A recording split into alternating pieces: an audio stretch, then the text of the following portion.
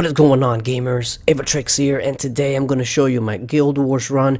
Take a look at MVC. We were up against MVC. He has another YouTube channel. I'm going to go ahead and leave the link down to his channel. That way you can check him out.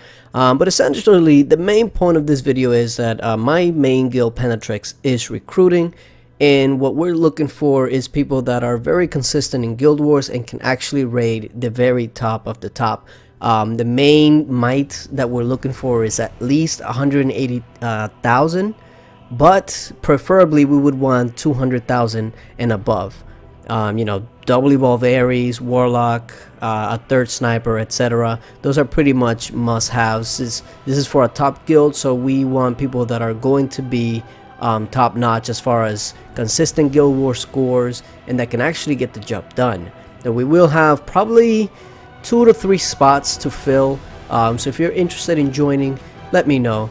Now in this one, pretty straightforward. Demogorgon revives, cleans out the rest, and then it's just pretty much a walk-in.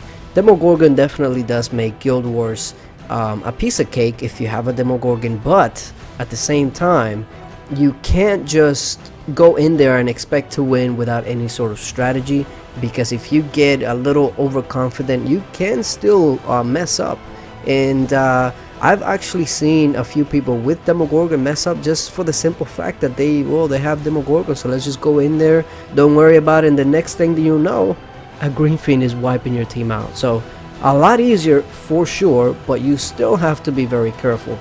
Now this one, on my other account, for some reason it would never target the Green Fiend.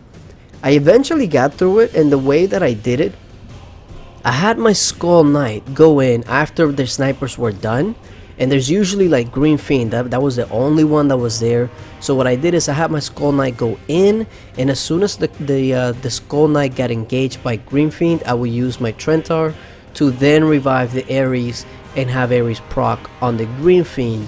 That way that the Green Fiend, first of all, doesn't heal, and second of all, doesn't debuff the Skull Knight. It took me probably around 10 tries to finally get him. So that Green Fiend, it just seemed immune to my Aries. Now, of course, with Demogorgon, it's much simpler, obviously. But here's one thing that I thought was pretty common knowledge, but come to find out, not a lot of people know this. If you're going up against a base that is mainly magic towers, what you want to have your Skull Knight in is the Blitz artifact with Life Drain Crescent. That's the one that you really want to have. Now if you're going up against a base like this where it's just arrow towers, you want to have your Skull Knight in Goblet of Life with Life Drain.